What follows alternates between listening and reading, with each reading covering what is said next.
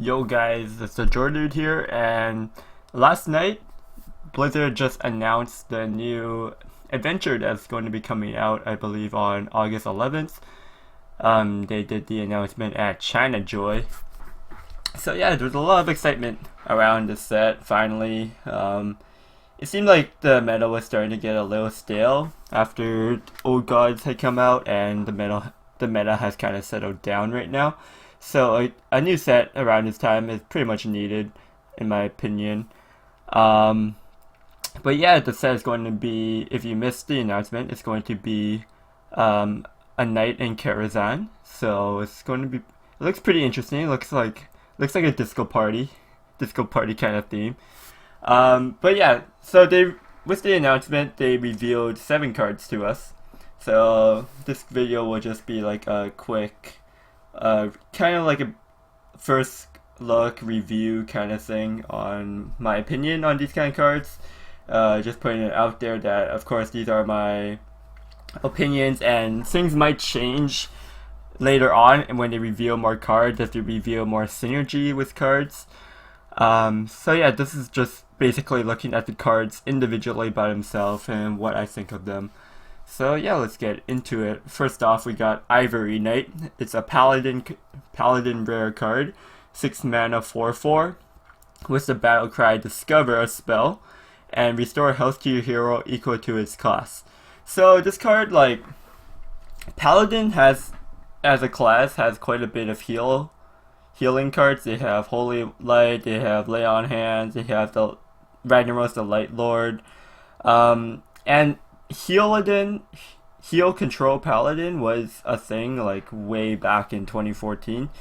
I tried messing around with it when Standard first came out, when Old Gods first came out, but then Nazoth Paladin pretty much was just like the better option.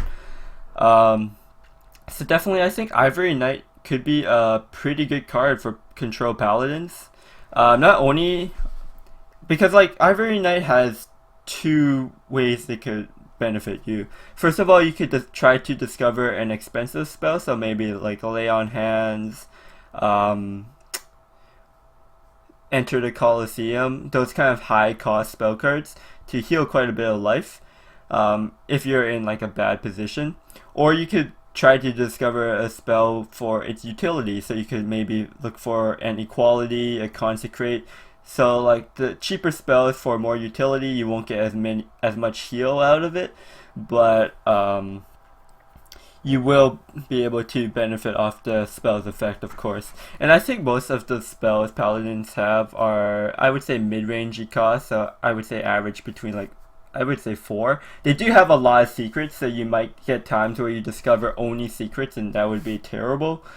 But if you're playing this card, you're most likely playing either heal cards like Forbidden Healing and all of that kind of stuff. So I do think Ivory Knight will see play. How good it would be, it just depends on the meta and how good the meta will be for Control Paladin to make a comeback. The next card we have is Kindly Grandmother, the big bad wolf, basically. It's a hunter 2 mana beast with 1/1 as stats, and it has the Death Rattle summon a 3/2 big bad wolf. Now I don't think we know what the big bad wolf actually does. It's probably just a vanilla 3/2, kind of like how Dark Peddler spawns that 1/1 fish thing. So yeah, nothing. It's pretty. I would say I would compare this card similarly to Possessed Villager. I mean, Possessed Villager sees play as a 1 mana card in Zoo and sometimes in like Ninja's Reno Lock. So like this card costs 1 more, but you get a 3/2 instead of just another 1/1. So Hunters kind of in the spot where I find that they don't have many powerful 2 drops right now. They mainly play. Huge Toad is pretty much in all the hunter decks, and that's just a 3/2 Death Rattle, deal 1 damage randomly. So this card, like, it makes your board a little more stickier because it's a Death Rattle effect. The main thing is that it's a beast, and I'm assuming the big bad wolf is a beast as well. So you do get that beast synergy which will be good for activating cards. It would make your Hellmaster on turn 4 a lot easier, because I noticed that comparing from pre-standard and post-standard, it's a bit harder to get off your Hellmaster on turn 4 if your opponent is like actively always trying to kill your beast to play around it. So with a Death Rattle effect like this, I think it does make your Hellmaster a little stronger. I'm not too sure how powerful this card would be. I would have to test it out, but in like a mid-rangey kind of hunter, maybe I could see it working out. Maybe you could bring back that Nazoth in your hunter deck. But yeah, I think this card is decent. I wouldn't say it's like good or anything, but I do think it could possibly be played in the deck. Next up, we got a legendary card. Barnes is a 4-mana neutral 3/4. Battlecry, summon a 1/1 copy of a random minion in your deck. So this card could be extremely powerful if it pulls out cards like really powerful cards, maybe like Ragnaros. Cards that do something on the turn that they're summoned. So that's not like a Battlecry. Or a Death Rattle minion. So cards like Sylvanas, Karen, Ragnaros, and Archmage Antonidas, Malagos. Like, there's a lot of cards that Barnes could possibly combo with and get like an insane outcome. Especially if you build your deck revolving around a specific combo, then you could kind of do like what you do in King's Elec in Yogg Hunter, where you play King's Elec, Emperor Thorson, and Yogg, and those are the only minions in your deck. So you're pretty much going to guaranteed win the joust. So similarly, you could build a deck where you're playing Barnes and only like a couple other minions, or a deck full of only Death Rattle minions. However you build your deck around, you could really possibly abuse Barnes' effect and get some really crazy combos off. So I do think Barnes will be a played card, and people are definitely going to try and make like crazy decks out of it, but I do think it's just going to be a solid card overall, especially maybe like Nazoth decks and that kind of stuff. Because what's important is that it's summoning a copy of the random minion. It's not pulling the card out of your deck and summoning it and turning it into a 1/1. If it did that, then it would be a little bit weaker if you pull out a card. Like, say you're playing a Nazoth deck and you pull out Nazoth, then you won't have your Nazoth anymore, and that'd be terrible. But because it's playing a copy, you'll still have that original minion in your deck, which is why this card is a bit stronger than they could have made this card a lot worse. And it's 4 mana for a 3/4, so the stats aren't like terrible. Mainly because it's got like 4 health. If it's a 4/3, the stats would be a bit worse for 4 costs. But yeah, I do think this card will see play. It's probably like one of the best cards in this that's been revealed out of these 7 cards. Next one is the Ethereal Peddler. So it's a rogue card, 5 mana, 5/6, and its Battlecry, reduce the cost of cards in your hand from other classes by 2. So if you reduce like 1 card, you could consider this card being like a 3 mana, 5/6 if you also played a class card you reduce. If you reduce like 2 cards, then you're getting really good value. If you reduce any more, it's insane value. Like Ethereal Peddler, as long as you get 1 reduction, I think this card is getting its value worth out of it.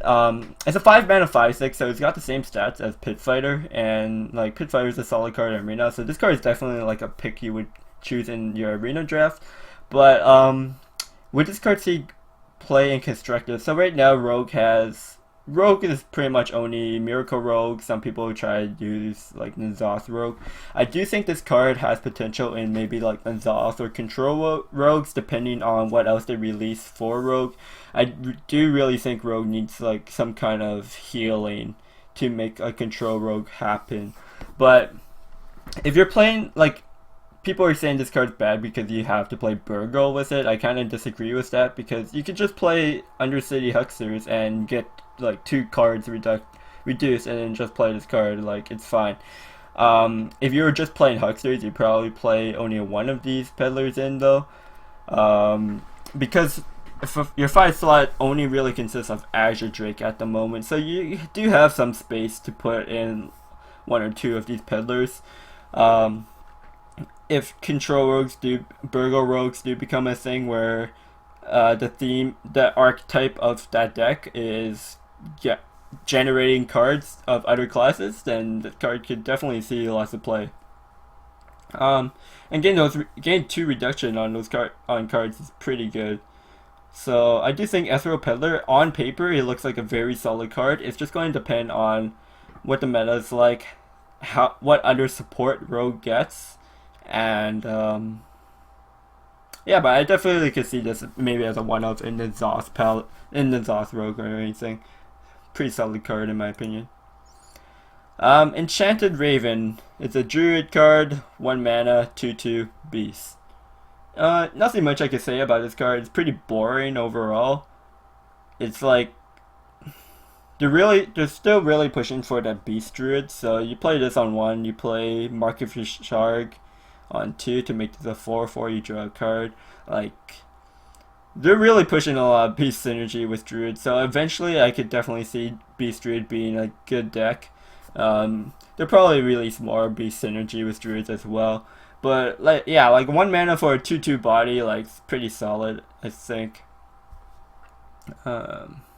Because druids' only other options were Living Roots and Raven Idol on 1. So if you're playing the more aggressive beast druid, you probably wouldn't play Raven Idol on turn 1 ideally. So you either start off with Roots or Enchanted Raven. So druid has like good options to open up the games. And what's good about this, I guess, is that they're trying to go away from just druids that have always just trying to ramp up as their game plan. So like if you're playing Enchanted Raven, you're probably not playing like Wild Growth in your deck, right? Next card is another legendary. It's a 7 mana neutral, the Curator, 4/6. It's a mech, and it's got Taunt and a Battle Cry, where you draw a beast, dragon, and Murloc from your deck. So like, this card kind of looks like a Clown Fiesta in itself, because to get full value, you need to play a beast, dragon, and Murloc in your deck. And if you want this to be consistent, you probably need at least 2 of them, 2 of each in your deck. Of course, you don't have to have all 3 types of those cards to draw all 3. I'm pretty sure if you only had like a beast and a dragon, you would just draw those 2, or if you only had dragon, you could draw a dragon. But if you're just playing like a dragon deck, I don't think you would play the Curator, because like 7 mana for 4/6, it's like, I would say it's slightly below average in stats. And then so the main point of this card is to gain card advantage by drawing 3 cards, right? So like, good neutral beasts, or it's like Kodo, Stragothorn Tiger. It really depends what kind of deck you're trying to go for. Like, I could definitely see you getting dragons every time. Like, Azure Drake is a really good card. Murloc's the tricky one. Like, I could definitely see a lot of people using this card for beast and dragon, but maybe not Murloc. The only Murloc you probably want is I don't know. Like, I saw the demo video and they use like Corrupted Seer, but I'm not sure about that. So would this card see much play? I don't think it will see much play. Someone's going to have to make a really crazy deck to utilize this card, in my opinion. The last card we will see today is the Firelands Portal. So this is a mage spell, 7 mana, deal 5 damage, summon a random 5 cost minion.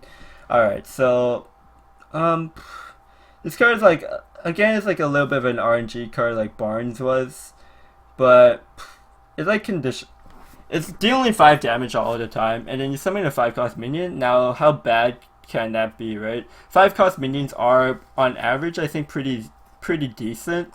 There was a post that the Rat, who did this? Firebat, Muzzy, Nostem, Rat, and Flo, they put together this like spreadsheet of all the outcomes you could get off of your Firelands portal, and then it has all the stats, the mana value you get, any kind of special notes. So it's things like really good cards you could get, like Hallow Zeal, because that will also heal you for 5. You could also get Azure Drake, which would do an extra damage. If you get a summoning stone, you summon a 7 mana minion. Like, there's a lot of good cards. Like Ventricle Mercenary is pretty good. Stranglethorn Tiger is solid. Cyclotron would be solid. Leroy would be pretty good because it would do something when it's summoned. So yeah, there's like a lot of pretty solid 5-drops. And they calculated that the total value you're getting is 8.1 mana. So yeah, that's like pretty good value. You're getting a little bit extra mana value off of your 7 mana card. What does cards you play? Maybe like a kind of control, Reno, Grinder Mage, I don't know. What is working in Freeze Mage? Probably not, it's a bit too expensive. So maybe in Temple Mage I could see this being played as a one-of, because there are some rooms for the 7 slots where you could play this. But yeah, I think this card is like decent. Some people will try it out, but I don't think it would be like a super popular card, especially because the meta is always going to be fast on ladder and this card's really slow. So like definitely in ladder it probably isn't going to be super relevant. Out of all these cards, I think the most relevant one would be Enchanted Raven in Druids and Barnes on ladder, probably in tournaments as well. Like those 2 cards are probably going to be the most played out of these 7. But yeah, it looks like Karazhan is going to be a cool adventure. League of Explorers was a really good adventure. There are a lot of good cards in there. Things to keep in mind is that adventures normally just boost up decks. Sometimes it creates a new deck, but at most it usually creates like 1 or 2 new decks. But this is going to be the first adventure after standard, so like with limited card pool and TGT, BlackRock, League of Explorers being rotated out next year, right? So yeah, maybe these cards could be more relevant than we think. We do always tend to underestimate a lot of cards before they actually come out. But yeah, thanks for watching, guys. That's going to be it for in this video. I'll try to keep you guys updated whenever they post new cards. Whenever they do like bunches of cards, I'll probably do a review on them, or whenever they individually release cards after there's a certain amount, I could review them all. But yeah, that's going to be it. I do hope you liked it. If you have any feedback, comments, ideas, what do you think about these cards, please feel free to comment down below. Make sure you follow me here on YouTube, Twitch, and Twitter. All the links will be in the description. And yeah, have a good day. Peace. We also got the Sound Blaster H7 headset, professional 7.1 HD USB analog headset. Wow, these look amazing.